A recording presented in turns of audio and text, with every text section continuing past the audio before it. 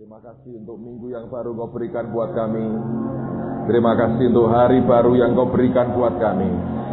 Kami tahu tidak ada yang kebetulan hari ini. Sepanjang hari ini sudah Engkau desain yang terbaik bagi kami, Tuhan. Hamba berdoa menyerahkan sepanjang hari ini pelajaran kami bagimu. Engkau didik kami dan tolong Tuhan, roh hikmat, wahyu dan pengertian Engkau curahkan dengan limpah bagi anak-anak-Mu. Terima kasih Bapa, kami bersyukur untuk anugerah-Mu yang luar biasa. Dan biarkan tidak ada satu orang pun yang tidak diberkati dan tidak diubah hidupnya. Tapi semua kami diberkati oleh Tuhan dan diubah hidupnya. Untuk kemuliaan nama Yesus Tuhan kami. Dalam nama Tuhan Yesus. Dan semua berkata, Amen. Silakan duduk saudara. Ada beberapa kabar baik saya mau sampaikan buat saudara. Henry Jones berkata ini kelas yang terbaik yang pernah dia lihat, saudara. Luar biasa. Amen. Alright. Saya harap Anda bisa mempertahankan dan membuat lebih baik lagi ketika kita selesai 6 bulan dari sekarang. Dan bukan hanya Henry Jones, teman kita, Saudari Sarah juga mengatakan yang sama. Dia bahkan berkata, waduh saya malu juga dibandingin dengan kelas saya tahun yang lalu. Tapi jangan ngomong dengan teman-teman tahun lalu, saudara. Ya, biarkan itu untuk mereka dan untuk kita saja. Tapi ini pengakuan dari Sarah dan saya pikir dia jujur mengatakan apa adanya. Dan saya berdoa apa yang sudah Tuhan mulai di tengah-tengah kita biar dikerjakan, dilanjutkan. 6 bulan itu sebetulnya sangat singkat kalau Anda bisa menggunakan waktu yang sebaik-baiknya. Tapi bisa sangat tidak berarti kalau kita buang dengan begitu saja. Itu yang pertama yang saya mau berikan buat saudara pada hari ini. Yang kedua, kalau Tuhan izinkan dalam seminggu ini pada tiap kali pagi sampai siang, saya ingin membawa Anda belajar tentang Abraham, Ishak dan Yakub. Tapi saya tahu bahwa sebagian part-time tidak hadir pada session sore, sehingga saya pikir saya akan, kalau Tuhan izinkan, saya dalam beberapa hari ini, selama sore ini saya akan membawa Anda untuk belajar tentang apa yang disebut dengan impartasi dari Tuhan. Karena ini penting sebab Anda bergaul dengan banyak orang yang dipakai Tuhan dan hanya 6 bulan sehingga caramu belajar harus ditata sedemikian rupa sehingga engkau mengerti impartasi itu yang Tuhan mau itu seperti apa. Bagaimana Anda bisa mendapatkan impartasi dalam waktu yang hanya 6 bulan tapi hasilnya bisa maksimal buat kehidupan kita. Karena sekali lagi kita tidak punya banyak waktu. Tapi kalau kita bisa gunakan dengan maksimal, saya yakin akan luar biasa. Jadi nanti sore dan besok sore saya akan bicara soal impartasi, soal bagaimana kita bisa diberkati Tuhan lewat impartasi, lewat pembagian karunia yang disalurkan melalui hamba Tuhan yang lain. Nah, Rabu akan sedikit berbeda. Saya sengaja break 1 hari karena saya mengundang Ibu Elizabeth Philip untuk datang ngajar hanya 2 session pagi saja. Nah, Anda akan lihat sesuatu sisi yang lain. Beliau ini seorang penginjil, dulu pernah jadi guru sekolah dan pernah kena kanker di otaknya sehingga membuat kedua matanya buta. Dan tetapi ini orang lebih melek dari orang yang melek sebetulnya. Saya ngomong serius saudara, karena nanti begini, Anda akan lihat, ya saya harap akan ada waktu lagi untuk bisa mengundang beliau. Sebab sepanjang tahun ini Tuhan tidak mengizinkan dia keluar kota. Tapi Tuhan beri beliau tugas untuk menjadi penjaga kota. Itu istilah yang beliau pakai. Dan itu betul, setiap siang dia dengan sekian puluh hamba Tuhan itu berdoa buat kota. Jadi sembahyang tiap kali 2 jam tiap hari, nyaris tiap hari, mungkin kecuali minggu ya. Tiap hari sembahyang buat kota selama beberapa jam. Dia mendoakan kota dan sebulan 2 kali pakai radio kami dengan hamba-hamba Tuhan yang lain. Dia mendoakan kota lewat radio juga. Jadi ini orang memang spesial. Memang kalau Anda lihat nanti banyak orang nggak percaya bahwa beliau itu buta. Tapi memang buta benar saudara. Kenapa banyak orang nggak percaya? Karena begini, kalau orang buta itu kan matanya ya lama-lama kan jadi kering. Karena kan tidak ada zat makanan apapun yang masuk kan. Lalu kemudian mengering sehingga jadi kempes. Lalu biasanya tertutup matanya. Ini orang tidak. Itu mata tetap utuh baik seperti orang normal. Tapi belum bisa melihat. Cuman katanya dokter Singapura berkata itu sudah mulai ada seperti apa ya, saraf-saraf halus yang mulai tumbuh gitu. Sehingga kalau ini didoakan terus dan Tuhan mau itu ya, satu hari ketemu ini. Waktu ketemu, dia melihat. Nah, tapi sekarang ini kan belum lihat sudah seperti orang lihat. Kalau ketemu seorang dia bilang gini, "Loh, kamu kok sekarang kurus? Kamu pakai rok hitam gitu nggak bagus buat kamu." Tahu dari mana, saudara? Gak ada orang tahu. Ya memang ada orang yang gandeng dia, tapi ini orang tidak cukup punya waktu untuk bisiin dia apapun yang terjadi. Pernah satu kali, saudara, ini terjadi sungguh, saudara. Kami kan ke Hong Kong sama-sama pada waktu itu. Ke Hong Kong, saya tadinya kan berpikir gini ya, ini orang beliau ini kan tidak lihat. Jadi yang lain berkata, ayo kita jalan-jalan. Dia berkata, aku ikut. Loh, jalan-jalan kok ikut? Saya pikir lagi iya ya. Namanya aja jalan-jalan kan pakai kaki, ya toh. Tapi kan orang kan pengen lihat sebetulnya, ya toh. Nah, kami ke dari Hong Kong, kami ke Cina. Beliau ada pelayanan, saya hanya ngikut nebeng sehari aja, bukan untuk pelayanan, tapi di Shenzhen itu, di perbatasan Cina dan Hong Kong itu, kota di Cina, itu ada teater rakyat. Jadi itu main drama rakyat Cina gitu ya. Lalu kami nonton, dia nonton juga. Bersama yang lain, memandang ke depan. Saya mikir, pertama saya kata gini, ini orang baik ya. Orang ini nggak lihat, tapi tidak mau mengurung dirinya. Dia mau seperti orang normal. Itu sudah membuat saya diberkati. Terus dalam perkembangan, kami waktu itu cari tempat flat untuk misionari kami di Hong Kong. Itu beberapa gereja gabungan di Semarang ini ada proyek untuk jangkau TKW kita yang di Hong Kong. Lalu kemudian kami masuk flat, lihat. Nah, dia kan masuk flat, dia lihat gitu. Dia ikut lihat gini, saudara. Tapi dia nggak melihat, tapi ikut lihat, saudara. Sekian bulan kemudian kami kumpul di Semarang, di sebuah gereja. Lalu kita diskus soal flat yang akan disewa. Lalu satu orang berkata, aku sudah lihat itu flat, kecil. Gitu. Bu Elis berkata, ya benar, kecil kok, aku lihat kecil. Teman di sebelah saya berkata, kapan lihatnya ya dia ya? Tapi itu aneh, saudara. Satu kali begini, ada teman menikah, pesta di hotel gitu ya. Lalu kami duduk semeja dengan Bu Elis. Makan, terus ada satu orang nyanyi. Terus dia ngomong gini, itu orang kok wajahnya kok gelap sekali ya. Terus rok hitam gitu nggak cocok buat dia. Terus saya bilang, yang memberitahu siapa? Memang betul lagi kayak orang murung dan roknya hitam.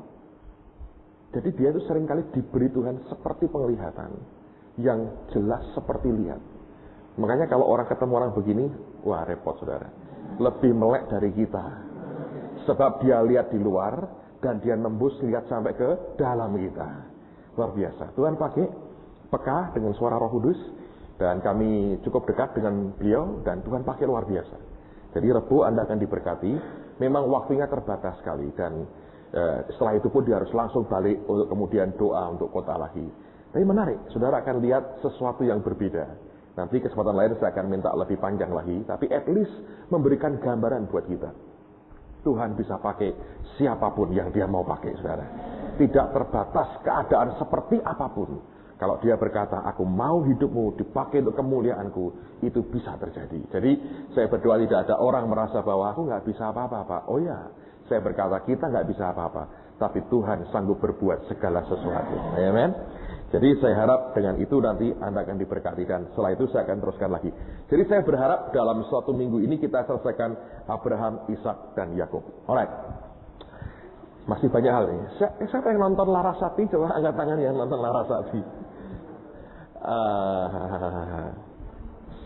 Saya dapat dengar dari beberapa orang ya bahwa itu peminat yang nelpon, yang ngerespon banyak sekali. Jadi itu memang betul ditonton oleh begitu banyak orang pada hari itu. Dan itu pertama kali CBN itu bisa memproduksi sinetron dan kemudian itu dibiayai oleh gereja-gereja di Semarang, Jogja dan Solo. Luar biasa ya, gereja-gereja membiayai sinetron itu. Dan ini menarik, saudara, tapi ini untuk kita sendiri aja. Karena dengan jemaat saya juga belum bicara dengan mereka. Tapi Kami ini orang-orang spontan aja ya. Kita ingin ikuti mengalir bersama dengan alurnya Roh Kudus. Rabu lalu saya telepon Mike Landon, ketua yang punya CBN. Dia orang Amerika, istrinya orang Solo dari keluarga Islam sebetulnya. Tapi istrinya sudah lahir baru dan mereka dari keluarga Islam tadinya. Sekarang masih keluarganya sebagian besar masih Islam. Jadi ini orang bule tapi pinter bahasa Indonesia. Ada yang Jakarta mungkin pernah beberapa kali dengar beliau khotbah. Nanti kalau Tuhan izinkan, dia sudah oke sebetulnya. Pada hari kenaikan Tuhan Yesus ya, Anda masih di kelas tuh hari apa? Kamis ya kalau nggak salah ya. Seminggu itu Anda akan dilayani oleh Pak Samuel Dudi. Tapi pada pas pagi harinya beliau harus ke Solo. Kita akan kebaktian di Semarang. Saya akan minta McLendon untuk khotbah buat kita di gereja. Anda akan diberkati. Ini orang luar biasa. Dedikasinya tinggi sekali buat Tuhan. Saya telepon beliau pada hari Rabu, karena itu kan diputar hari Selasa ya. Rabunya saya telepon dia. Dia kaget, saya telepon dia. Saya bilang, kemarin aku nonton sinetronmu, saya berkata.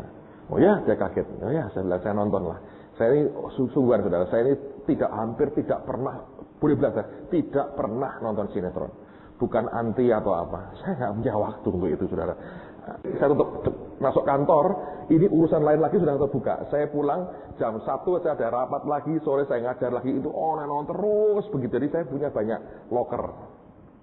Kadang-kadang buka sekaligus 5. Disitulah mulai pusing kalau dan bisa error di banyak hal, saudara. Itu kemanusiaannya muncul, saudara. Jadi banyak hal lah. Tapi saya telepon beliau, saya bilang, saya lihat sinetronmu kemarin. Oh ya, saya bilang wah, congratulations ya, saya bilang selamat, luar biasa, saya bilang brilian. Itu sebenarnya brilian sekali, saudara. Banyak orang tidak senang, saya bilang bukan untuk kamu kok, bukan untuk mereka yang belum kenal Yesus, itu luar biasa. Lalu kemudian saya bilang, kenapa kamu tidak buat lagi?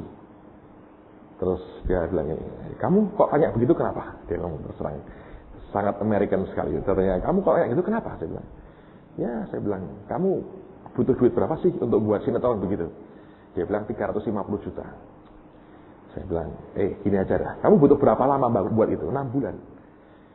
Saya bilang gini, segini aja lah. Mau nggak? Saya yang tanggung jawab dengan gereja kami soal duitnya. Kamu buat satu lagi untuk Natal. Nangis saudara. Di depan dengan telepon nangis. Dia bilang, waduh ini jawaban doa saya. Saya rindu sebetulnya gereja-gereja merespon seperti ini. Saya bilang, iyalah. Saya bilang, kita mulai nggak apa-apa. Supaya yang lain nanti ngikut. Ya Anda tahu itu murah sekali loh saudara. Murah sekali. Karena impactnya ke seluruh Indonesia. Kalau Anda nonton ya, sejam pertama nggak ketahuan bahwa itu Kristen. Begitu muncul puji Tuhan, itu mulai ketahuan. Begitu ngomong Yesus, sudah terlambat. Orang sudah dibawa untuk pengen ngerti endingnya. Ya, sudah terlanjur pengen ngerti endingnya ini sampai di mana. Nanggung lah gitu loh. Karena sudah Yesus tapi nanggung sudah. Mau dirubah nggak enak, dia tidur dia. Mau selesai kan, selesai ketemunya begitu. Jadi saya bilang ini nggak sampai vulgar orang nunjuk orang gitu. Karena kalau Anda lihat TV ya, khotbah-khotbah itu kenapa Pak nggak jam 7 jam 8? Tidak ada stasiun yang mau. Karena apa? Terus penontonnya turun. Ya kalau Anda bukan orang Kristen, dengar orang haleluya saudara, langsung ganti channel. Mereka pikir Popeye lebih bagus dari orang ini, ya kan? Ngapain? Gak ada, mereka merasa langsung ini bukan untuk saya. Langsung gitu kan saudara. Itu membuat mereka drop pemirsanya. Lalu mereka ganti ke channel lain. Nah ini untuk kembali ke channel mereka susah ngangkatnya lagi. Karena itu mereka tidak mau. Belum pertimbangan politis dan sebagainya. Jadi kalau nggak dengan cara begitu, dapat prime time yang jam 8, jam 7 itu impossible. Dan yang lalu kan iklannya padat sekali. Itu tanda bagus, good sign. Di situ saya berkata ini berhasil sekali. Dan untuk pertama kali memang gereja-gereja berperan ambil. Yang Semarang itu mengkontribusi dari 350 ya. Lebih dari 200 juta itu gereja-gereja Semarang sebetulnya. Kalau yang lain itu bukan dalam bentuk gereja. Tapi para pengusaha gereja-gereja itu yang ambil bagian. Sampai dia bilang ini aneh sekali. Yang gereja yang Semarang ini gereja yang resmi gereja. Memang itu kas gereja bukan uang pribadi. Dan saya pikir itu merupakan sesuatu yang baik. Ya. Kalau Anda mau diberi kepercayaan Tuhan lebih lagi, kepercayaan yang hari ini Tuhan berikan, harus Anda gunakan dengan baik untuk kemuliaan nama Yesus. I think gereja berdosa besar kalau hanya menumpuk akan uang dalam account kita. Saya pikir kalau Allah memberkati kita, Korban jemaat harus kembali untuk Tuhan. Dan aku rasa persembahan paling indah adalah membawa jiwa-jiwa datang kepada Tuhan Yesus. Ya, oke. Nanti dari waktu ke waktu kita akan bicara banyak tentang banyak hal dan saya rasa akan luar biasa. Loh, siapa tahu ada calon bintang film di sini yang gitu, minimal numpang lewat kan lumayan saudara. Ya, loh, siapa tahu nanti kalau dia bilang saya cari bintang film, saya bawa ke sini lah. Saya bilang ini ada begitu banyak orang-orang hebat akhir zaman, minimal numpang lewat lah. Tapi jangan moyol jadi penjahat saudara. Oke? Alright, kita belajar sesuatu hari ini. Saya ingin memberikan dasar kepada Anda sekali lagi. Mari dibuka sekali lagi dengan saya satu Tesalonika pasal 5 ayat yang ke-23. 1 Tesalonika pasal yang ke-5 ayat yang ke-23. Firman Tuhan menggambarkan kehidupan kita. Silahkan tolong Hasto. 1 Tesalonika 1 Tesalonika 5 ayat 23. Semoga Allah damai sejahtera menguduskan kamu seluruhnya, dan semoga roh, jiwa, dan tubuhmu terpelihara sempurna dengan tak bercacat pada kedatangan Tuhan Yesus Kristus Tuhan kita. Jadi hidup kita dibagi ada 3 bagian, 3 dimensi, yaitu apa? Roh, jiwa, dan tubuh. Nah, roh ini berhubungan dengan roh Allah, ya. Kesadaran akan kealahan, sehingga dia berkomunikasinya dengan roh Allah, atau dalam dunia roh. Yang jiwa ini, kesadaran akan diri sendiri, ini merupakan pangkal kepribadian kita. Yang tubuh, ini berhubungan dengan materi, atau semua yang sifatnya material, atau jasmani. Nah, kita semua sudah belajar itu. Nah, kita mengerti seharusnya ketika Allah menciptakan kita, yang awalnya adalah roh Allah ini memberikan input kehidupan kepada roh kita, lalu yang dikehendaki roh Allah ditangkap oleh roh manusia ini, dan ditunjukkan diberikan kepada jiwa. Jiwa mengiyakan keinginan roh, dia lalu menggerakkan tubuh melakukan yang roh ini inginkan bersama dengan roh Tuhan. Tapi sayangnya, jiwa ini memang bisa independen. Dia bukan robot. Ini bicara soal kita sebagai manusia. Ada pikiran kita, ada perasaan kita, ada kehendak kita. Ini bisa independen. Dalam kenyataannya kita tahu setelah manusia berdosa, ini menjadi liar sekali. Dan ini terputus hubungan dengan roh Allah. Ingat gambarannya seperti pohon yang ditebang. Ya, tidak langsung layu dan langsung gugur daunnya. Ditebang, dari akarnya dipotong, butuh beberapa saat sebelum pohon itu betul-betul dinyatakan sepertinya mati. Ketika awalnya tidak kelihatan mati. Demikian juga dengan kejatuhan manusia. Ketika terputus dengan roh Allah, akar yang menghisap kehidupan tidak ada lagi. Lalu kemudian jiwa ini dan tubuh ini pelan-pelan mulai dying, mulai mati. Inilah sebetulnya proses di mana kita mengalami kematian seperti yang Tuhan katakan. Nah, jiwa ini liar, dan inilah yang selalu menjadi masalah. Sampai orang itu lahir baru, dia dibaharui dengan Tuhan hubungannya, rohnya dibaharui, lalu suplai makanan mulai dialirkan lagi. Tetapi ini sudah terlanjur sangat kuat. Dalam kenyataannya, ini sudah begitu kuat soal keliarannya, independennya. Dia tidak mau lagi bergantung kepada kehendak roh. Nah, dalam proses pertumbuhan kita itulah, kita mesti hati-hati. Karena roh ini memang harus dibangun makin kuat, jiwa ini harus disalibkan setiap hari. Kalau tidak, ini akan terjadi perang terus, konflik yang terus berkepanjangan. Dan kalau kita memutuskan berpihak pada jiwa, pada keinginan kita sendiri, kita berkata, ini aku memang mau berikan seperti yang dia minta, Anda dalam kesulitan. Di mana rohmu itu jadi kerdil. Tidak punya kekuatan untuk mengkuasai atau mempengaruhi jiwa, apalagi tubuh. Nah, yang saya ingin ajak kita belajar pada hari ini adalah, mari kita menyingkap lebih jauh lagi akan hubungan roh, jiwa, dan tubuh sebelum kita nanti belajar tentang beberapa tokoh iman, yaitu Abraham, Ishak, dan Yakub. Nah, sekarang mari saya tunjukkan kepada Anda bahwa roh inilah yang sebetulnya bisa menikmati apa yang Roh Kudus berikan. Nah, oleh karena itu mari kita lihat beberapa ayat. Coba buka Roma 7 ayat yang ke-22. Roma pasal 7 ayat yang ke-22. Roma 7 ayat yang ke-22. Sebab di dalam batinku aku suka akan hukum Allah. Kita berkata, di dalam batinku aku suka akan apa?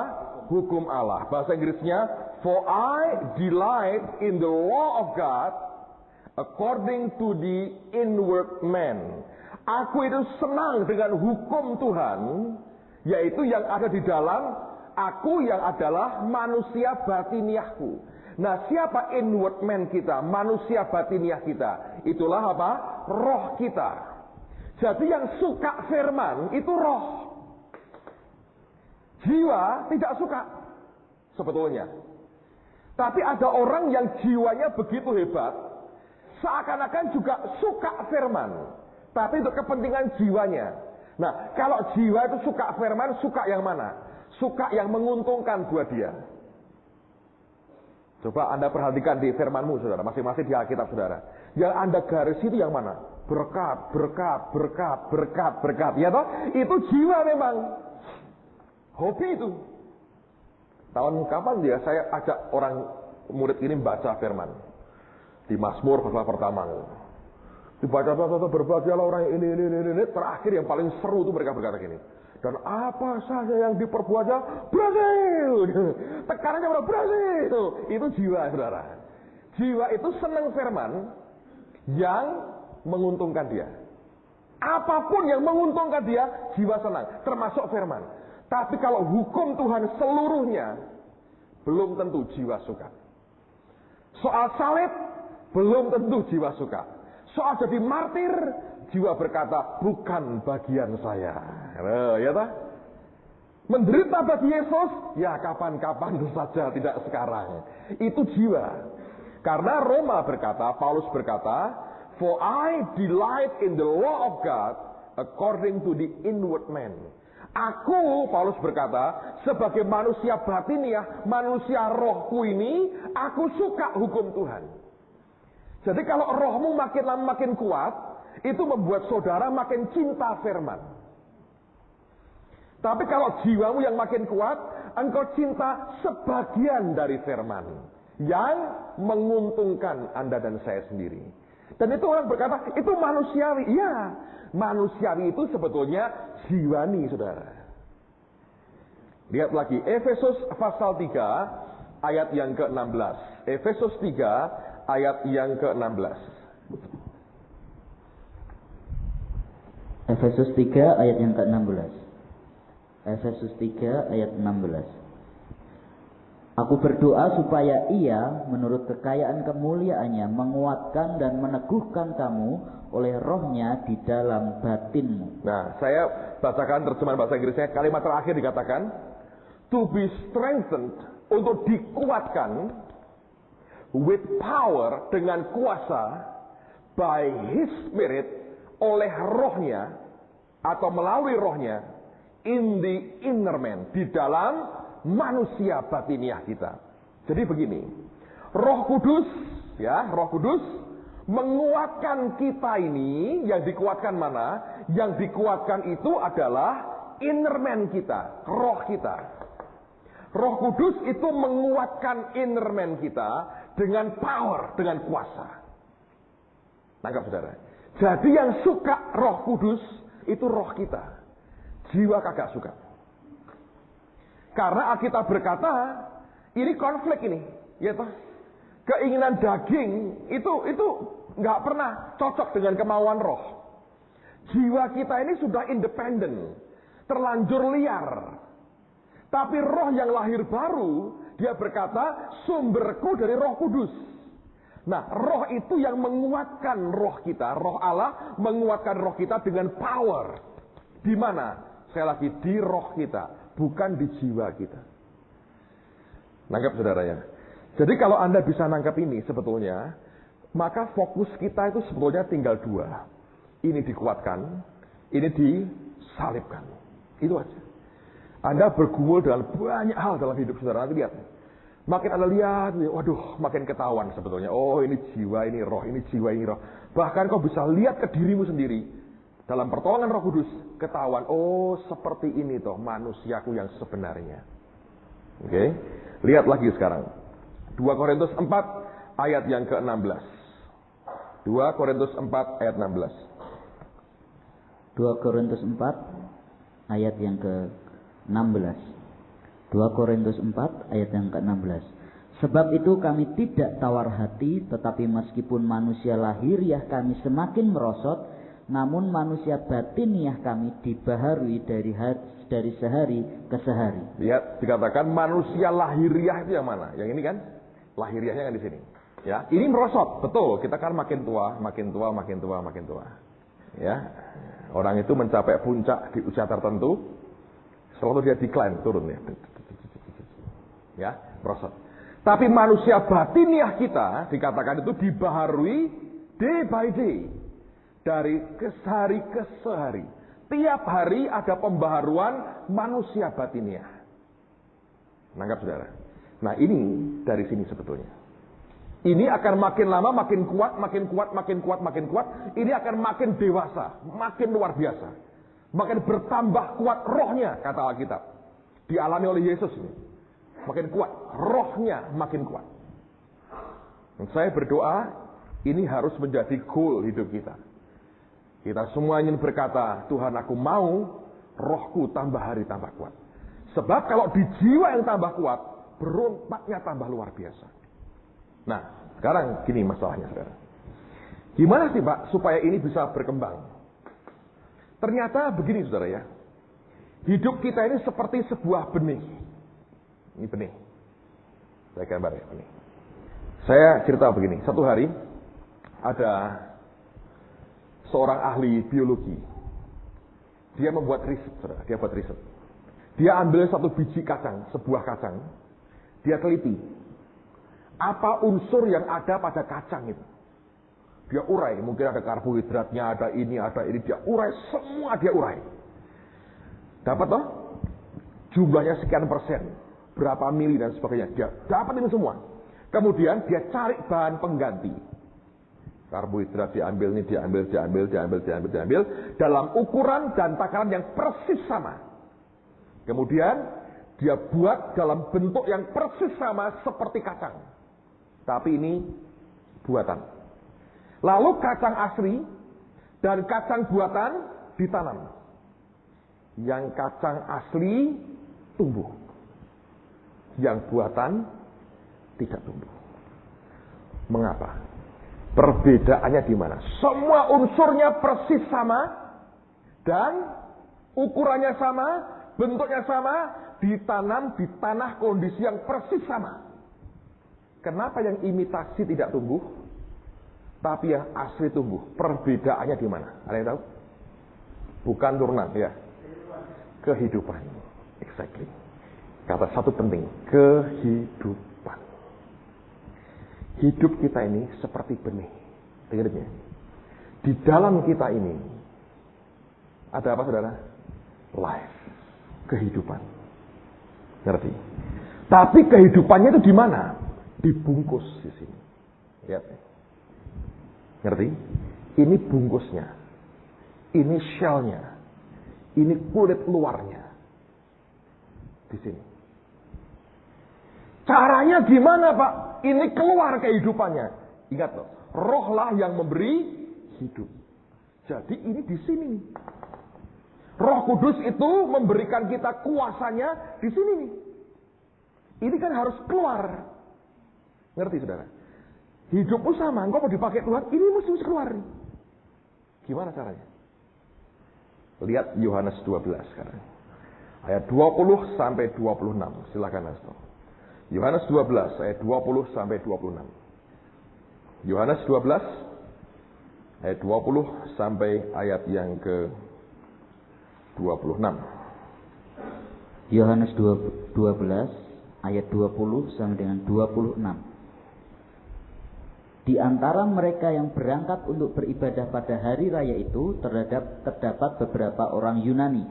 Orang-orang itu pergi kepada Filipus yang berasal dari Betsaida di Galilea, lalu berkata kepadanya, "Tuan, kami ingin bertemu dengan Yesus." Filipus pergi memberitahukannya kepada Andreas. Andreas dan Filipus menyampaikannya pula kepada Yesus. Tetapi Yesus menjawab mereka, katanya, "Telah tiba saatnya Anak Manusia dimuliakan. Aku berkata kepadamu, sesungguhnya jikalau biji gandum tidak jatuh ke dalam tanah dan mati, ia tetap satu biji saja. Tetapi jika ia mati, ia akan menghasilkan banyak buah. Barang siapa mencintai nyawanya, ia akan kehilangan nyawanya. Tetapi barang siapa tidak mencintai nyawanya di dunia ini, ia akan memeliharanya untuk hidup yang kekal. Barang siapa melayani aku, ia harus mengikut aku, dan di mana aku berada, di situ pun pelayanku akan berada. Barang siapa melayani aku, ia akan dihormati Bapa." Nah, lihat saudara. Ini gini settingnya nih. Orang-orang Yunani mulai datang. Anda harus tahu ya, Yesus ketika di dunia, batasan lingkup kerjanya sebetulnya hanya untuk orang Yahudi. Ingat ketika ada perempuan Sirofenisia minta pertolongan, dia berkata, "Aku hanya diutus untuk domba-domba yang hilang dari suku Israel." Artinya kamu orang Kanaan, Sirofenisia tidak termasuk lingkup kerjaku. Tapi karena kerendahan hatinya, Bapak rupanya memberikan ini perkecualian, ditolonglah dia. Lihat ini ya. Tidak banyak yang dia kerjakan untuk orang di luar orang Yahudi. Tapi kemudian dia sadar ada tanda yang Tuhan mulai berikan. Yaitu apa? Ketika orang-orang Yunani datang ke dia. Nah, dia berkata, kalau begitu seluruh dunia sudah harus siap terima kebenaran yang aku miliki. Tapi bukan aku yang bertugas. Nanti kelak gerejaku, hamba-hambaku yang melayani mereka. Nah, kemudian dia mulai ngomong, kalau biji gandum tidak ditanam di tanah, ditabur dan mati, tetap berapa? 1. Jadi kata kuncinya itu kata mati. Dikubur. Terus dia berkata, barang siapa mencintai apa? Nyawanya, ya, akan apa? Kehilangan nyawa. Bahasa Inggrisnya, barang siapa mencintai jiwanya, dia kehilangan jiwa. Nah, jadi proses mati ini yang dikorbankan kulit luarnya ini, saudara. Nah, ini tuh apa? Ini tuh jiwa kita sebetulnya. Yaitu pikiran, perasaan, kehendak manusia kita. Prosesnya ya banyak. Tapi intinya dikubur, lalu kemudian kita mengalami kematian. Kematian di jiwa ini sebetulnya ini pecah, crack di sini, pecah. Ya, oleh karena ditekan begitu rupa di tanah, oleh karena air dan berbagai proses yang ada, ini pecah. Pecahnya ini menciptakan, mengeluarkan apa? Kehidupan di dalam ini mulai keluar. Lalu Anda akan lihat hasilnya pohon yang luar biasa dengan buah yang hebat juga. Nangkap saudara. Nah, proses supaya hidupmu itu, kehidupan di dalam saudara bisa keluar terpancar, kalau Anda dan saya mengizinkan Tuhan, ini yang orang pakai, memproses hidupmu. Kan Anda dengar, oh nggak apa-apa, kamu ini proses Tuhan. Proses itu apa sebetulnya? Proses itu sebetulnya mematikan engkau. Ngerti? Dimatikan jiwamu, dimatikan kedaginganmu, dimatikan kehendak manusiamu sendiri. Boom, mati.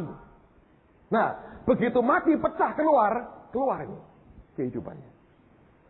Nah, ini saudara, ini yang seringkali dilupakan oleh gereja dan anak Tuhan. Orang kan pengen urapan. Ya, betul lah. Bagus. Tapi saya beritahu saudara ya, kalau hanya, ini saya lengkapi. Kalau hanya Anda mengharapkan dari luar, tidak berguna banyak. Sebab sumber kehidupan bukan di luarmu, sudah ada di dalammu. Yang di luar cuman membantu saudara, supaya ini bisa keluar. Saya cerita, saudara, kesaksian. Beberapa waktu yang lalu, ada seorang hamba Tuhan datang ke gereja.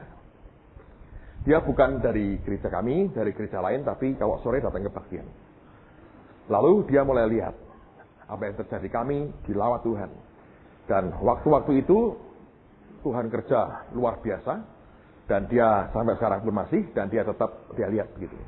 Terus gini, apa yang dia lihat di gereja itu dipraktekkan di gerejanya dia. Yang dia buat apa? Dia suka mendoakan orang, tumpangi tangan, rebah. Wah, buat dia itu hal yang spektakuler, saudara. Sehingga begitu rupa dia ngelihat yang kami buat di gereja, dia tiru. Gitu. Satu hari saya pernah tiup jemaat. Dia tiru, dia tiup jemaatnya. Dan terjadi, saudara. Yang dia lihat, ya toh, dia praktekkan. Lalu ini loh, association. Anda hanya dekat, lihat saja sebentar, terinspirasi, membangun Anda, dia berani. Wah, dia kerjakan. Ya, setiap kali saya mendoakan orang, dia lari ke depan maju, dia merah, ditumpangi tangan. Nanti minggu berikutnya di gereja dia praktekkan gitu, luar biasa. Itu berjalan beberapa waktu lamanya, nggak terlalu panjang. Suatu hari, saya masih ingat itu kalau nggak salah Jumat atau Sabtu, saya lupa. Orang yang sama datang ke kantor gereja kami. Lalu kemudian dia berkata pada saya, Pak, saya mau minta waktu ketemu sebentar. Oh ya, boleh. Dia datang masuk kantor. Begitu ketemu saya, berlutut di depan saya. Loh, kamu ya Pak Pan? Dia bilang, Pak, tumpangi tangan saya lagi, Pak. Ya ada apa? Duduk dulu. Saya bilang, kok kayak orang nggak genah ini? Saya bilang, duduk dulu. Nyembah-nyembah orang. Terus saya bilang, ada apa? Terus saya cerita tadi. Saya ke gereja Bapak sekian lama. Yang Bapak buat tak praktekin di gereja saya. Luar biasa, Pak. Luar biasa. Sampai saya dikenal Benny ini dari desa saya. Wah, memang dahsyat, saudara. Memang dahsyat. Lalu kemudian selesai itu, terus dia bilang, tapi Pak, ini aneh. Ini beberapa minggu ini kok macet ya Pak. Saya numpangi tangan orang, nggak terjadi apa-apa. Saya tiup, sampai mic saya penuh air, nggak terjadi apa-apa. Padahal 2 hari lagi Pak Minggu, saya diundang di kota lain. Khotbah tentang demonstrasi kuasa Roh Kudus. Lah saya mau demo apa? Ya paling demo masak toh saudara. Kenapa macet? Ayo. Kok bisa? Ini persiapanmu loh. Saya karena minggu depan saudara jadi konselor semua ya. Peter Yangren saudara. Nanti siapa tahu wah healing powernya terjadi tapi hanya 2 bulan terus macet lagi saudara. Ini yang gawat, ini yang gawat. Dan Anda dengar baik-baik supaya tidak terjadi kemacetan lagi. Ya toh? Pak Bekti sudah khotbah loh. Hamba Tuhan jangka panjang, bukan hanya jangka pendek. 2 bulan hebat, bulan ketiga didoakan pada mati percuma, saudara. Ya toh? Ini penting, ini penting. Nah, itu orang pertama ngomong begitu. Ada lagi orang Jawa Timur. Jawa Timur. Dia nggak lihat yang saya alami, mampir ke kantor, saya cerita apa yang Tuhan kerjakan. Antusias sekali. Nah, dia diundang di sebuah gereja di Ungaran ini, kaum muda, saya nggak tahu gereja mana. Lalu kemudian tiba-tiba dia praktekkan sorenya. Jadi paginya ngobrol sama saya cerita apa yang Roh Kudus kerjakan, sorenya dia praktekin. Dia diundang khotbah. Dia tiup orang, pada rebah. Luar biasa. Dia pulang ke Surabaya, saudara. Dia praktekkan beberapa minggu, 2-3 minggu. Wah, luar biasa, dahsyat sekali. Saya berpikir, ini nih, luar biasa. Minggu keberapa, dia coba lagi. Tidak terjadi apa-apa. Dia tiup lagi sampai basah lagi mic-nya. Kali ini mungkin sampai berkarat, saudara. Tidak terjadi apa-apa. Dia tumpangi tangan orang, goyang pun tidak. Dia dorong sedikit, orangnya malah marah, saudara. Kenapa kok bisa begini? Ini kan hamba Tuhan jangka pendek. Ya toh, kita kan mau jangka panjang. Kok bisa? Ini rahasianya. Saya berikan gambaran lain supaya Anda punya understanding ya. Siapa yang pernah atau ingat zaman dulu Anda masih kecil tuh ya. Ada pompa tangan. Siapa yang pompa tangan ya? Sekarang orang pakai listrik. Dulu kan pakai pompa tangan. Gini kira-kira bentuknya nih. Ini kan gini ya. Ini ada tempat untuk airnya keluar ya. Nah ini kan begini, kurang lebih lah ya. Terus kemudian ini tanah ya, ada pipa kan. Terus ini air, sumur, betul ya. Ini ada alat untuk mompa. Nah sekarang saya mau ajak Anda ingat memori masa kecil kita. Saya harap Anda masih tidak terlalu canggih untuk lupa begini. Bagaimana caranya supaya air di bawah ini bisa ketarik keluar? Nggak bisa. pancing dulu. Nah itu pinter tuh, pinter tuh. Pancing bukan pakai batu ya. Bagus. Ini pakai air. Pancing kan? Kan idealnya begini. Ini air masuk, nyambung, nyentuh gini kan? Terus ditarik kan? Tarik, ini keluar kan? Naik. Keluar. Sehingga airnya keluar. Saya mau tanya. Kalau ada sumbatan di sini, Anda kasih air, Anda pancing, Anda pompa, keluar tidak? Keluar tidak? Saya bilang tidak keluar, angkat tangan. Saya bilang tetap keluar, angkat tangan. Keluar? Betul. Keluar tapi air pancingan. Nah itu tadi hamba Tuhan jangka pendek. Ya. Betul kan saudara? Yang jangka panjang, ini Anda mesti urus. Nah ini loh saudara. Jiwamu ini. Mulai nangkap ya saudara ya. Pak kalau gitu ini penting nggak? Oh penting. Ingat Alkitab berkata Timotius dapat karunia dari penumpangan tangan siapa? Paulus. Nanti sore kita belajar impartasi saudara. Supaya Anda mengerti. Jadi kalau ini diberi, ini penting. Karena apa? Yang dari luar ini untuk stirap mancing yang di dalam kita. Itu pentingnya. Kalau ini nggak ada, berat juga ini. Naik itu berat.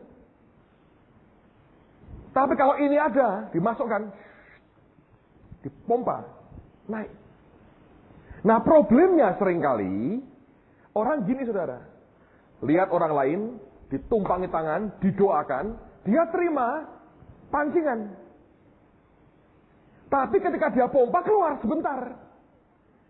Cuma nggak lama, tiba-tiba lu kenapa kering? Ini pendeta lalu berlutut lagi berkata, Pak tumpangi tangan saya lagi. Saya bilang, tidak mau. Sebab bukan itu jawaban untuk pergumulanmu. Saya tumpangi tangan lagi ya mungkin kamu percaya. Jalan lagi kan, tapi jangka pendek lagi. Nah persoalannya Anda dan saya butuh dua-dua. Yang di sini harus diberi, right? Yang di sini harus dibuang ini sumbatannya. Jebol. Di sini orang berkata nama breakthrough, penjebolan, boom. Begitu jebol, Anda terima di sini, saudara. Naik. Nah, breakthrough itu seperti apa? Itu sumbat seperti apa? Contoh nih. Kalau Anda orang yang penakut. Oke? Orang berkata, Pak itu setan, Pak. Bisa. Tapi sebagian besar bukan semata-mata setan. Dia cuma numpangi aja. Tapi yang takut itu apa sebenarnya? Jiwa. Di mana? Perasaan. Ketakutan itu melumpuhkan saudara. Contoh nih, saya beri contoh. Satu hari kami lagi berenang dengan keluarga. Anak saya yang laki itu kuat berenangnya. Segala gaya dia bilang, lumba-lumba segala macam. Kakinya bisa begini, badannya begini. Kuat. Bapaknya ya bisa tapi tidak terlalu pinter. Hanya seadanya aja untuk olahraga. Satu hari kami lagi main. Saya bilang, Samuel, saya bilang, kamu lari dulu, kamu berang dulu, papa kejar kamu. Pokoknya kalau kepegang, kamu kalah. Wah, dia ketawa. Dia bilang, nggak mungkin papa bisa ngalahkan aku. Dia tahu kemampuan papahnya, dia tahu kemampuannya dia. Cuman dia tidak sadar, papahnya lebih pintar dari dia. Sementara ini, saudara. Dia tahu dia anak saya. Apa yang saya gunakan, dia tidak tahu. Saya menggunakan psikologis. Saya tahu, saya harus kendalikan dalamnya dia. Nanti luarnya tidak berdaya. Ngerti? Saya pakai teriakan. Jadi saya berenang, ya, gini. Dia panik, saudara. Dia mulai panik karena tangan saya kan panjang. Begini-begini kan, dia mulai panik. Nah, kepanikan dia, mau ke sini saya begini. Terus sambil teriak-teriak. Ayo kamu ke sini. Sambil teriakan itu. Anda baca di Alkitab. Orang-orang itu bisa menaklukkan Pilatus dengan teriakan. Mereka menang dengan teriakan mereka. Baca di Alkitab itu. Firman ini lengkap, saudara. Teriakan loh. Saya pakai ilmunya orang Yahudi, menyalibkan Yesus ini untuk nangkep anak saya. Itu Itu anak saya sudah kayak bingung, saudara. Saya teriak sama teriak sini. Dia bingung, akhirnya dia nggak berdaya. Ya, nyerah. Loh, secara manusia tidak mungkin saya bisa pegang dia. Kuat dia. Bisa nyelam. Dalam. Kalau di sana. Tapi dengan teriakan. Saya tunjuk begini, teriakan pakai tangan begini. Saya nggak gerak terlalu banyak nih sambil gerak. Tapi begini aja nih, saudara. Itu bisa lumpuh ya. Kekuatannya bisa habis. Ngerti nggak, saudara? Jiwa itu bisa melumpuhkan itu. Kalau ini dilumpuhkan, ini lumpuh. Lihat ya, gini. Orang dengar namanya perang urat saraf. Perang media. Anda tahu perang Irak yang lalu. Itu sebelumnya itu perang urat saraf. Dan perang media. Amerika nyiptakan bom gede, namanya Moab. Mother of all bombs. Disingkat Moab. Ya, singkatannya Moab. Kurang ajar bener. Moab melawan Babylon. Itu sengaja diekspos. Biasanya kan bom itu kan dirahasiakan. Ini sengaja digemborkan kehebatan bom ini. Ibu dari segala bom. Lain kali dia buat nenek dari segala bom. Ibu dari segala bom. Moab, mother of all bombs. Moab namanya. Itu di Florida, diledakkan. Dan itu sengaja dia undang televisi media seluruh dunia. Lihat kehebatan Moab. Seperti nuklir. Itu membuat nyalinya. Mereka sebar flyer. Itu tahu isinya? Itu gambar foto satelit. Satelit Amerika itu sampai bisa lihat plat nomormu itu bisa ketahuan dari atas. Terus saya begini, daripada kamu lari, percuma. Kami bisa melihat kamu dari atas. Menyerah lebih baik. Jadi Anda bisa mau perang jadi takut. Itu dibuat apa? Takut. Perasaannya. Kalau sudah kacau di perasaan, otaknya error, saudara. Mau ngapain panik kan? Lumpuh akhirnya. Dalam waktu singkat dikuasai. Karena apa? Ketakutan. Memang itu pekerjaan setan, saya tahu juga. Roh itu juga, iblis memberikan kita roh ketakutan. Alkitab berkata, Allah tidak memberi kita roh ketakutan. Tapi, respon takut itu di mana? Di perasaan kita. Pikiran sadar aku tidak berdaya, ketakutan perasaannya menguasai, kehendaknya lumpuh. Sudahlah. Tidak ada kekuatan lagi. Hal yang sama dengan saudara dan saya. Kalau dia berkata gini, itu loh, orang itu lumpuh. Doakan. Anda sudah ketakutan. Anda berkata apa? Tuhan, terima kasih dah. Aku tidak cari penyakit. Loh, doakan. Ya kalau sembuh. Kalau tidak kan aku malu. Percuma kan? Jadi lain kali ya Tuhan ya. Tolong engkau muncul dulu secara nyata di depan mataku. Bawa pedang berapi-api, ntar gua kerjain. Itu karena apa? Ketakutan lah. Juga karena harga dirimu lah. Takut dipermalukan. Takut ketahuan kalau tidak punya apa-apanya. Padahal memang tidak punya apa-apa kita ini, saudara. Right? Gimana ini? Saudara disuruh Tuhan gini. Berkati korban. Wah, melarat aku. Iya tak? Melarat itu kan ketakutan lah. Mikir tak?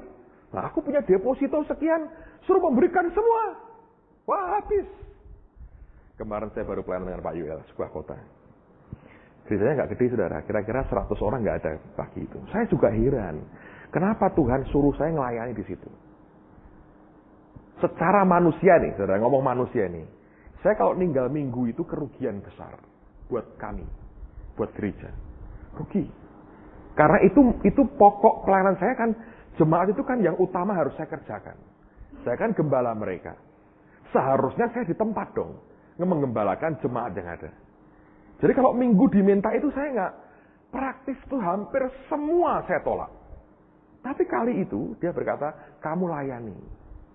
Nah, Tuhan, aku ini jauh-jauh ninggalin gereja, gitu.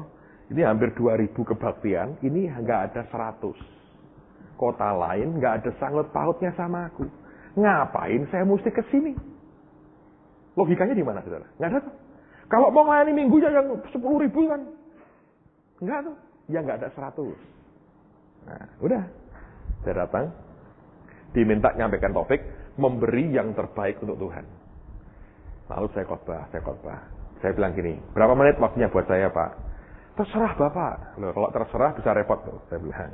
Saya di TSOA biasa ngomong terus, saya berkata gini. Ya, bisa repot tuh. Ya sudah 30 menit loh. Dari terserah kok 30 menit, saudara. Dari tak terhingga jadi 30 menit itu kan jauh sekali. Tapi dia rupanya murah hati. Ya karena Bapak tamu tambah 1/4 jam, Pak, nggak apa-apa. Benar? Saya bilang, oh boleh.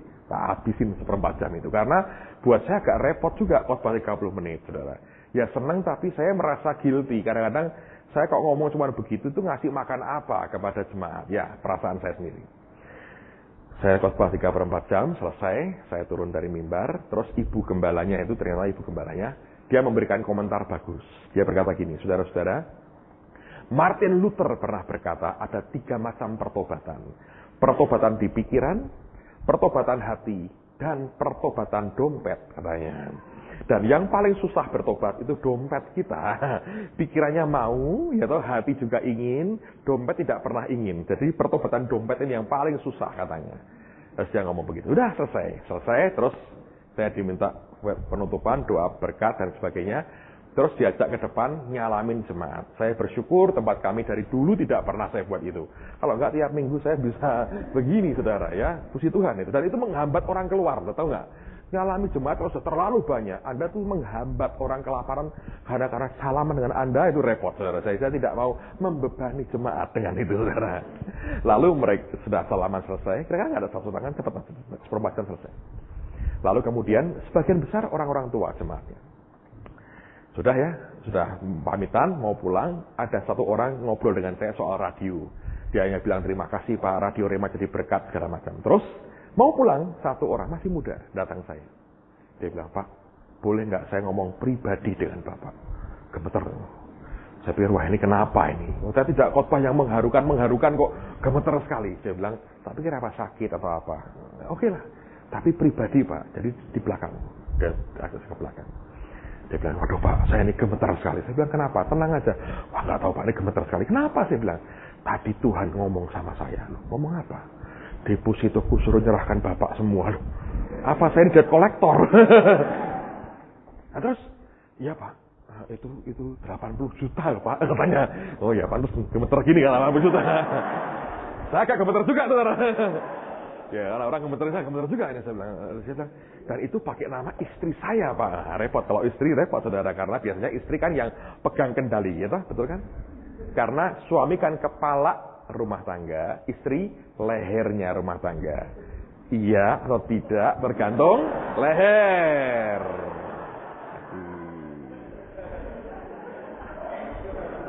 Ada suami bilang, Pak, tapi leher saya kok tidak terus. Nah, ada masalah, saya berkata. Karena berlian di leher kurang berat. Saya bilang, nah, gitu. Banyak ibu-ibu itu. Kalau ini berat, ya 2 kilo kan pasti kan, iya. Terus, saudara, karena berat di sini. Gitu. Loh, kalau enteng, berat di sini, begini, saudara. Ini pun ringan. Ya. Kalau mau mengiyakan lehermu, gampang itu berlian aja. Yang beneran, jangan batu. Batu kilangan ditaruh sini, jangan ya. Oh, berlian bener, berlian. 2 kilo aja taruh sini. Pasti lehermu mah gini ya. Iya. Mau tidak nggak bisa karena sudah begini tuh, saudara. Kena gravitasi bumi ya. Gampang ya, saudara. Jadi dia bilang, tapi pakai nama istri saya sudah berkata, wah ini pergumulan ini. Ternyata tidak. Dia bilang, ajaib Pak. Istrinya tidak ke gereja. Saya telepon dia tadi. Dia kok bilang, oh ya boleh aja. Padahal istri saya kikirnya luar biasa loh. Kok bisa mengiyakan Pak? Tolong Pak, saya minta nomor akunnya. Saya bilang, saya tidak bawa sebentar ya. Dia begitu saya ikut gemeter, saudara. Tuhan luar biasa. Tapi kalau Anda, kenapa kok dia gemeter, saudara? Artinya jiwanya sadar. Habislah depositoku. 80 juta loh. Lumayan.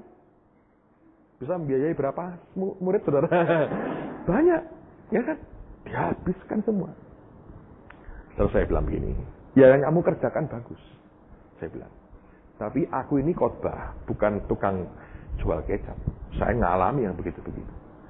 Waktu tanah dibeli, BMW saya persembahkan buat Tuhan. Laku harga bagus, 325 juta. Saya persembahkan semua BMW saya. Ya 80 juta bagus, saya bilang. Tapi saya pernah ngalami lebih gede dari kamu. Saya bilang, sekarang ini Tuhan minta saya sangat besar. Nah dia bilang, aku berkati kamu. Dan setiap berkat, masukkan untuk aku. Gede, saudara. I'm telling you. Saya itu nolnya pakai jari saya hampir habis, saudara, jarinya. Saya bilang, besar. Saya bilang. Tapi saya bilang, nggak apa-apa. Saya ngomong istri saya, dia bilang, setuju. Jadi kami mau persembahkan sangat besar. Dalam ukuran kami. Dan ukuran kebanyakan orang. Tapi saya berkata, kita mau belajar taat. Kalau jiwamu ini sudah dikuasai oleh roh, struggle-nya tidak banyak. Tidak banyak. Pertentangannya itu nggak banyak, saudara. Ya. Karena ini penting dalam kehidupan kita. Jadi sekali lagi, kalau Anda mau mungkin keluar, ini di sini di jiwa. Struggle. Oke, sekarang mari kita lihat Matius 13 ayat 36 sampai 38.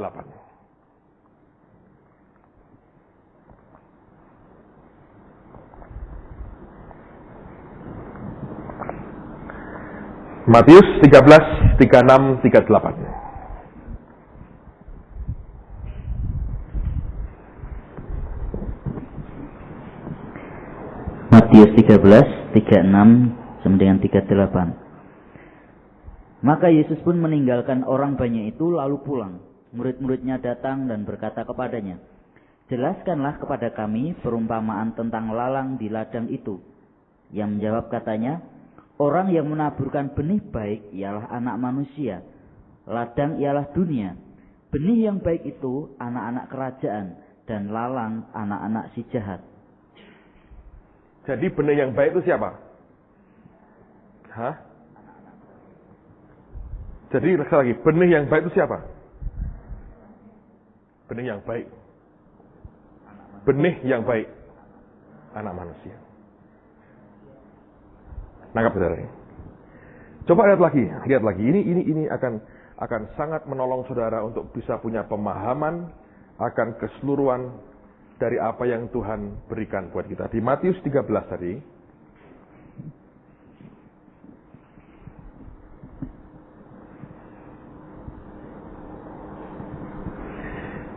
kok bisa anak-anak manusia tuh?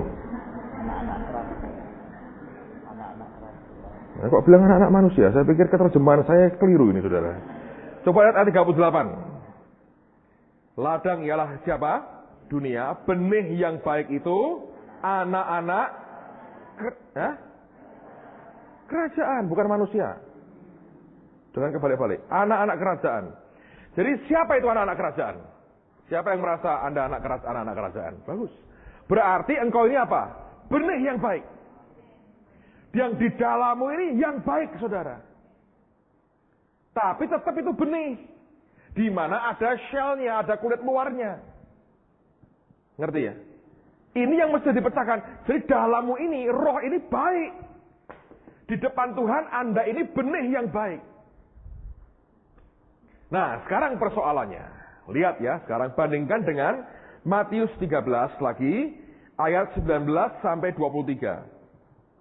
Matius 13 ayat 19 sampai 23. Ayat 19. Kepada setiap orang yang mendengar firman tentang kerajaan surga, tetapi tidak mengertinya, datanglah si jahat dan merampas yang ditaburkan dalam hati orang itu. Itulah benih yang ditaburkan di pinggir jalan. Benih yang ditaburkan di tanah yang berbatu-batu ialah orang yang mendengar. Seperti itu loh. Benih yang ditaburkan di tanah yang berbatu ialah orang. Jadi benih itu apa, saudara? Orang. Ya toh? Nanti ada bagian di mana kita berkata benih itu firman. Iya. Tapi di sini benih itu siapa? Orang. Terusin, Pastor. Orang yang mendengar firman itu dan segera menerimanya dengan gembira. tetapi ia tidak berakar dan tahan sebentar saja. Apabila datang penindasan atau penganiayaan karena firman itu, orang itu pun segera murtad. Yang ditaburkan di tengah semak duri ialah orang yang mendengar firman itu, lalu kekhawatiran dunia ini dan tipu daya kekayaan menghimpit firman itu, sehingga tidak berbuah. Yang ditaburkan di tanah yang baik ialah orang yang mendengar firman itu dan mengerti, dan karena itu ia berbuah. Ada yang 100 kali lipat, ada yang 60 kali lipat, ada yang 30 kali lipat. Lihat, saudara. Kalau Anda itu ada batu, ya toh, di mana batunya? Di jiwa ini. Orang dengar firman, lahir baru, nerima, gembira, tumbuh. Sebentar. Nanti ada penindasan, ada aniaya, murtad lagi. Batu soalnya. Yang duri sama. Kekhawatiran dan tipu daya dunia. Kekayaan dunia. Mati. Jadi sebetulnya, dimanapun ya, sebetulnya, benihnya sudah bagus. Tapi problemnya, luarnya ini loh saudara. Nah, Anda bisa mengenali nggak? Engkau ini siapa? Sebagian engkau ini gampang sakit hati, ya. Sebagian gampang terintimidasi, ketakutan. Sebagian itu punya masa lalu yang tidak pernah bisa diputus. Sebagian punya kegemaran yang Anda tahu Tuhan tidak suka. Masing-masing. Sebagian itu kikirnya luar biasa. Ya, banyak. Saya perhatikan di mana-mana orang struggle dengan jiwanya sendiri. Dengan manusianya sendiri. Padahal ya, ini kalau ini ditanam di tempat yang baik, ini bisa 30, bisa 60, bisa berapa? 100 kali ganda. Luar biasa semuanya. Saya perhatikan selalu di mana-mana pergumulannya itu di dalam jiwa manusia. Saya lihat. Saya beri contoh begini, saudara. Tahun lalu, terjadi tahun lalu. Saya lagi seminar di Jakarta. Selesai seminar, biasa ada orang-orang yang datang untuk minta konseling. Ada seorang bapak, dia orang Ambon, dia datang ke saya. Dia datang, dia bawa map gitu, dia dekap gini. Dia bilang, Pak, saya mau minta waktu untuk bicara dengan Bapak. Oh ya, dia bilang. Ini Pak, Tuhan menggerakkan saya untuk menyerahkan rumah saya untuk gereja Bapak. Nah, saya jawabnya ya enteng. Loh, Bapak punya rumah berapa? Ya cuma satu ini. Nah terus setelah Bapak serahkan, Bapak mau pindah kemana? Ya belum tahu. Bapak kerjanya apa? Ini Pak nganggur. Ayo. Dia bilang tunggu dulu ya. Keluargamu mana? Itu Pak, panggil semua. Panggil. Istrinya orang Jawa Timur. Anaknya Indonesia, gitu. Ambon campur Jawa Timur. Sah itu Indonesia benar tuh. Lalu kemudian saya bilang gini, Ibu dipaksa Bapak. Oh tidak. Ini kami rela semua Pak. Bahkan tadi yang mendorong itu anak saya untuk diserahkan sekarang. Saya bilang, jangan emosi lo ya. Saya bilang, coba nih. Siapa bilang menerima itu gampang? Ayo. Saya ini saudara, struggle, bergumul berat. Makanya saya bilang, Elia itu saya acungin jempol. Ada janda tepung segenggam minyak sedikit tega. Buatkan buat aku dulu loh. Loh ya tak? Itu kalau nggak dikuasai roh saudara, itu orang teganya luar biasa itu. Tidak berperi kemanusiaan. Loh bener tak? Saya ngalami itu saudara. Jangan emosi. Loh tidak Pak, ini Tuhan. Saya tunggu dulu, orang ngomong Tuhan gampang ya toh, saya bilang. Ginilah, besok saya ke rumah Anda. Ya Pak, tapi tolong diterima dulu. Waduh. Ya tapi saya belum mau terima loh. Saya pegang dulu boleh, tapi nggak mau saya terima. Oh iya, dia kata saya. Semalam nggak tidur saya saudara. Gelisah. Sertifikat tangan, gelisah. Rumah. Saya bilang ini Tuhan, ini salah ini Tuhan. Ini orang nganggur, dia bilang at least 2 tahun nganggur. 2 tahun nganggur, tidak ada penghasilan, ada beberapa orang anak masih kecil-kecil, ya toh, rumah cuma 1 ini, dipersembahkan. Dan dia bilang, engkau yang suruh. Saya bilang, aku ini susah nerima begini. Mohonlah dari sumber lain. Loh ya, kan yang punya rumah 3-4 kan banyak. Kenapa mesti dia? Ayo. Anda kalau dari saya terima tidak?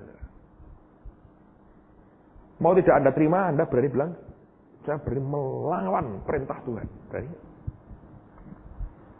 Tidak, kalau saya terima, orang berkata, ini pendeta tidak punya perasaan. Ayo.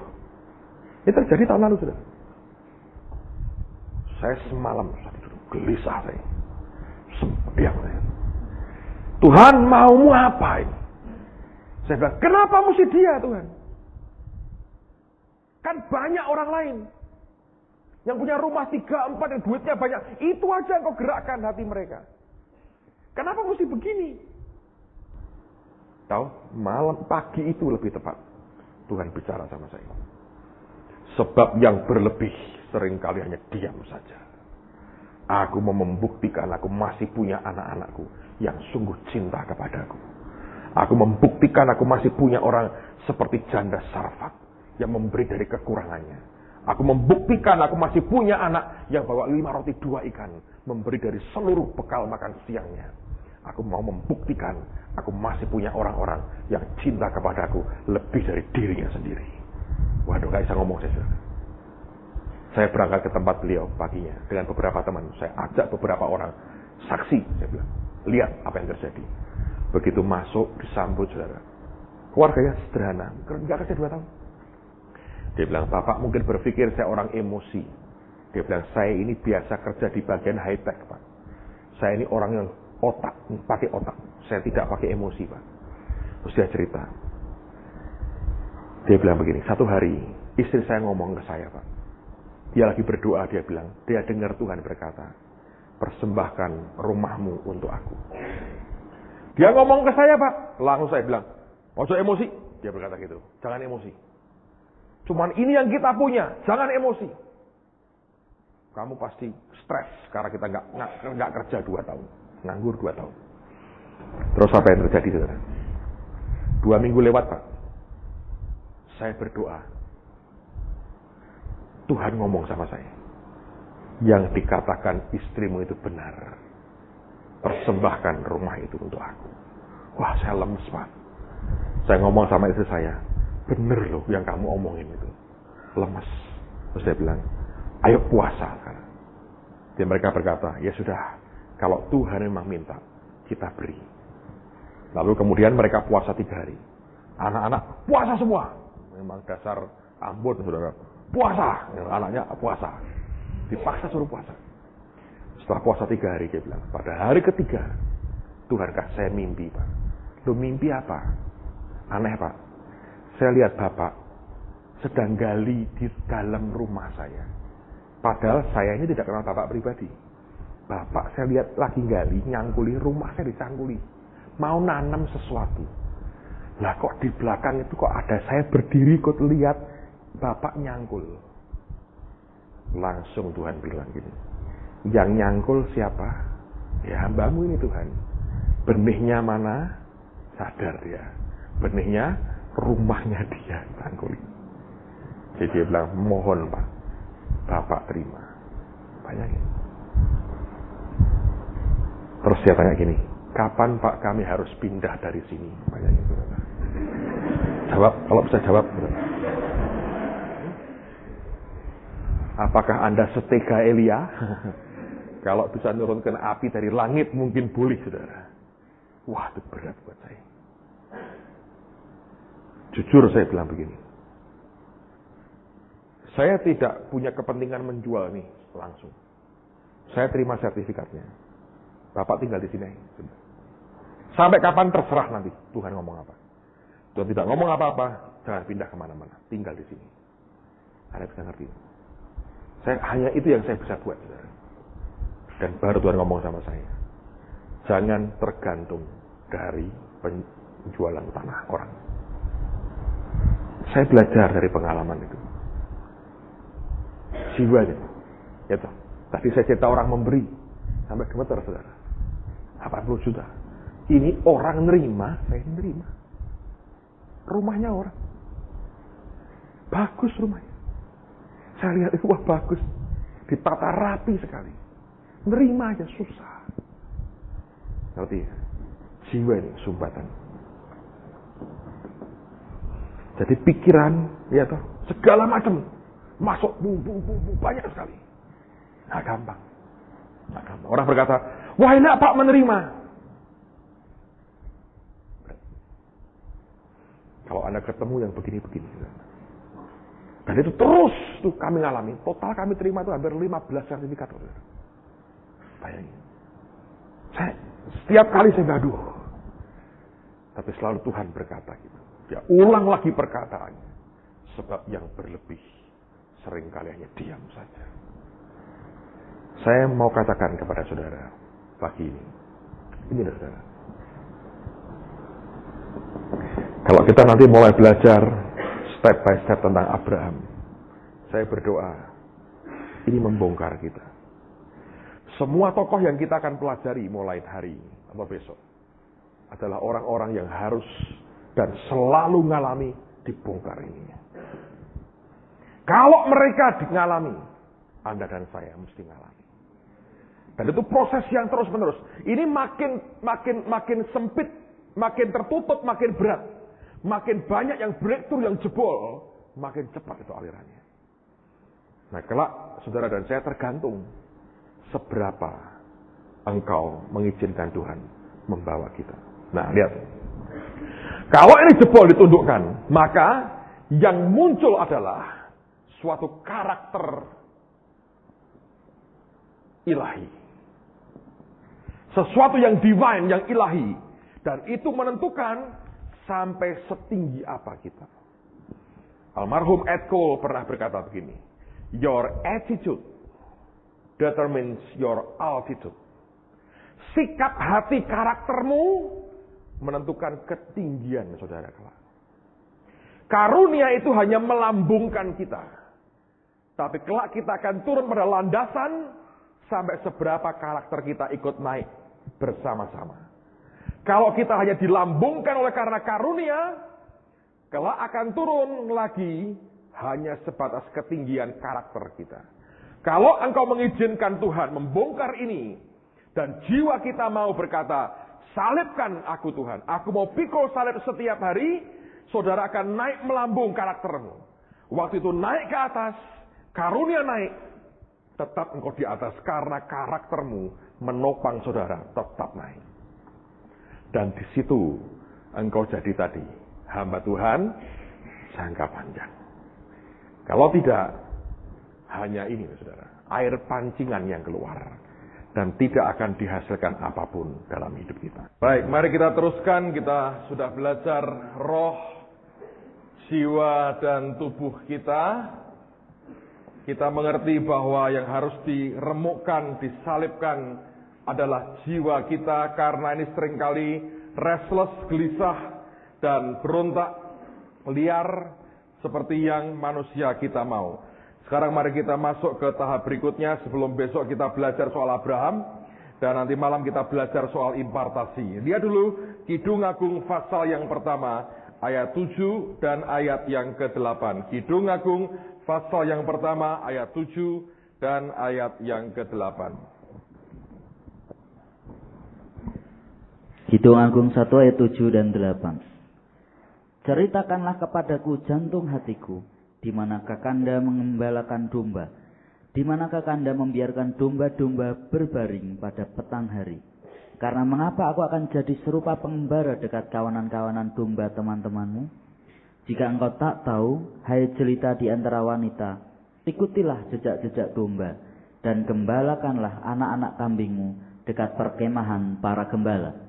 Nah, perhatikan, ada satu jeritan hati dari gereja Tuhan hari ini kepada Tuhannya, yang bertanya, di manakah sebetulnya engkau Tuhan menggembalakan domba dan membaringkan domba-domba, kalau bahasa Indonesianya berbaring pada waktu apa?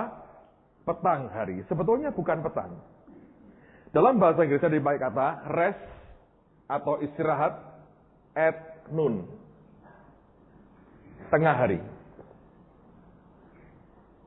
Nah, ini sesuatu yang Anda harus pahami dalam konteks geografis di Israel.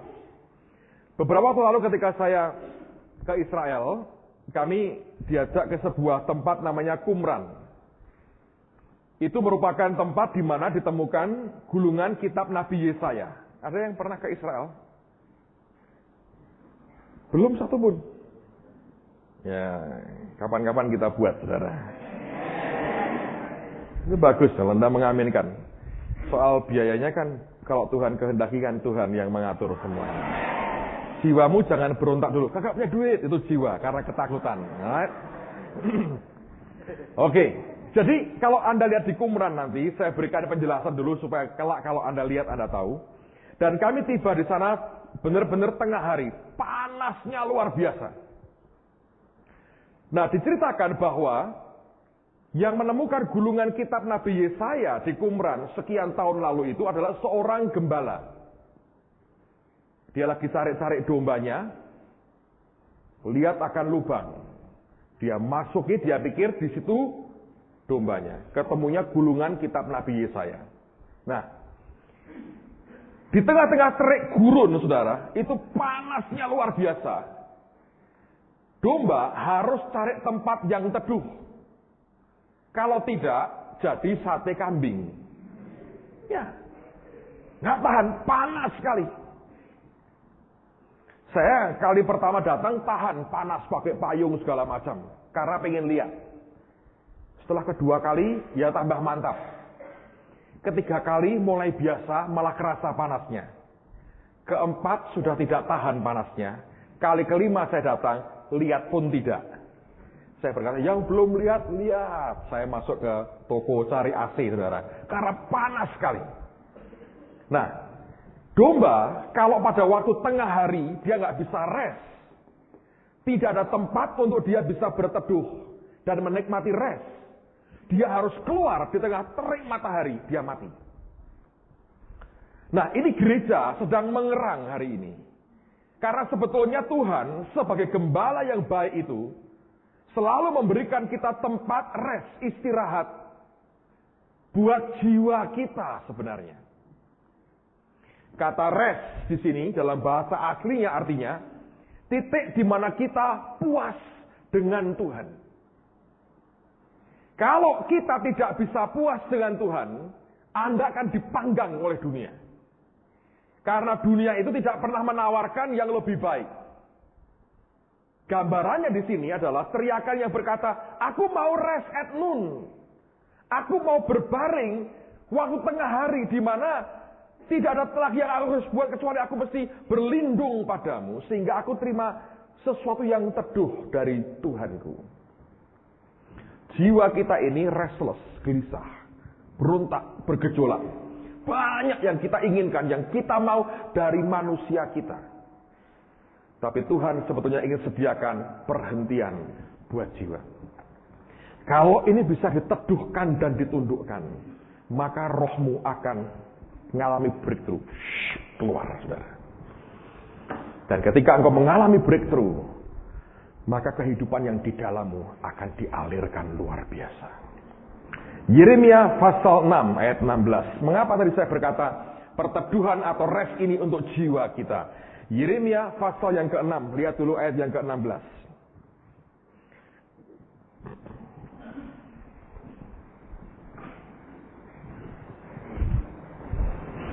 Yeremia 6:16. Yeremia 6 ayat yang ke-16.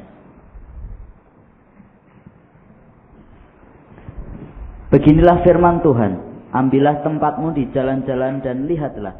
Tanyakanlah jalan-jalan yang dahulu kala, di manakah jalan yang baik, tempuhlah itu. Dengan demikian jiwamu mendapat ketenangan, tetapi mereka berkata, kami tidak mau menempuhnya. Lihat Alkitab mengatakan, dalam bahasa Inggrisnya bagus sekali, ask for the old path. Bertanyalah kepada jalan-jalan yang lama, yang kuno itu. Where is the good way? Di manakah jalan yang baik? And walk therein, dan berjalanlah pada jalan itu.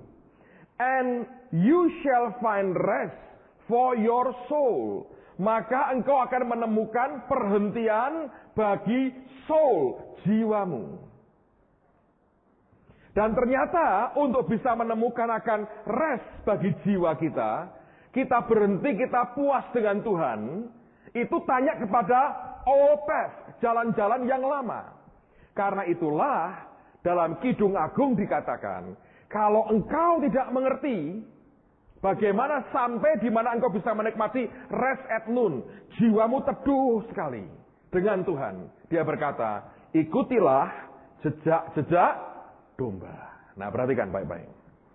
Alkitab ini penuh dengan jejak domba. Dari orang-orang yang sudah mendahului kita dan sudah menikmati yang namanya rest at noon. Mereka boleh menikmati berbaring waktu tengah hari. Mereka mengalami jalan dengan Tuhan dan dibuat teduh lagi akan jiwanya. Nah, jiwa yang teduh itulah yang mereka dapatkan. Sehingga Alkitab berkata, kalau engkau belum mengerti, ikuti jejak-jejak domba. Di sini ada begitu banyak jejak yang ditinggalkan buat kita. Nah, makanya saya berkata, inilah dasar untuk kita mulai. Besok kalau kita mulai dengan Abraham, Anda harus ingat, kita sedang menelusuri akan jejaknya.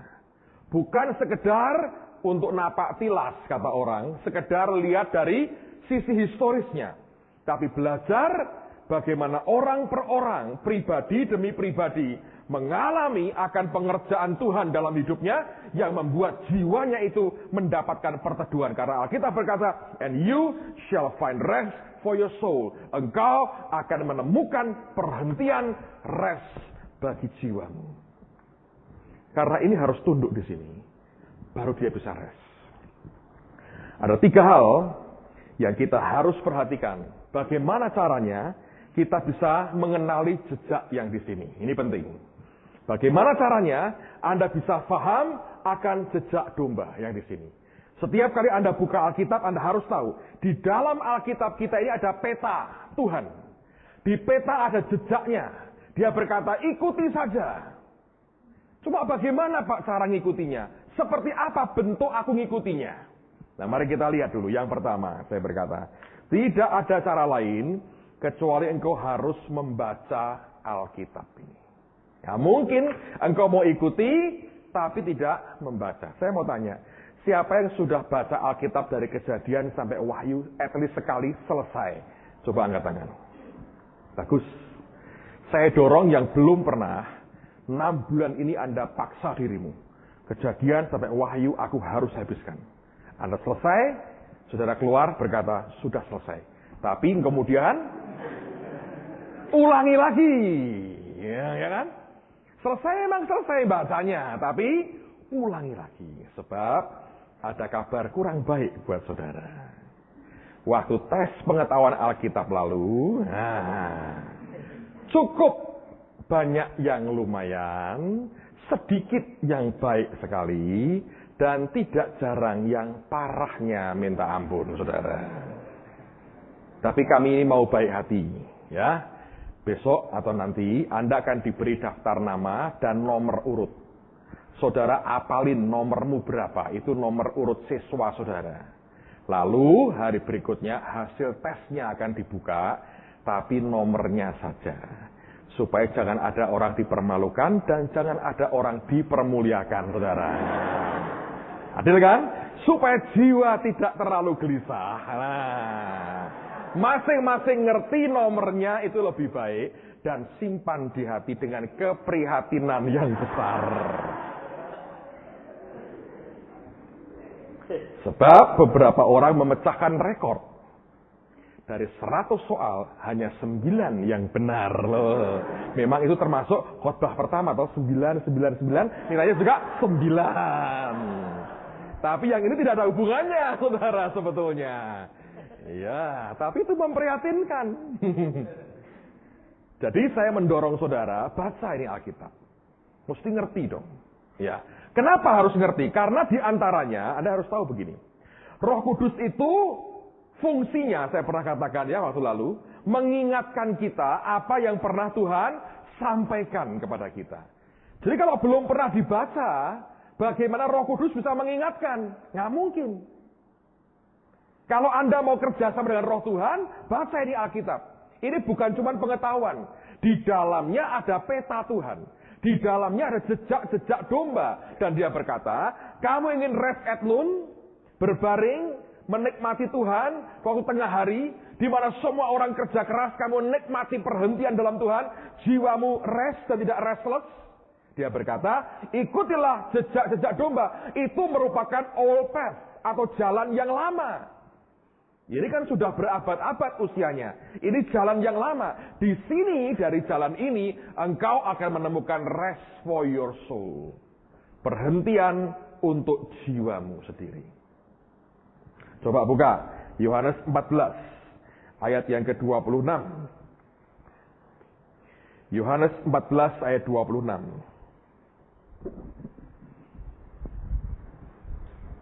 Yohanes 14, ayat 26.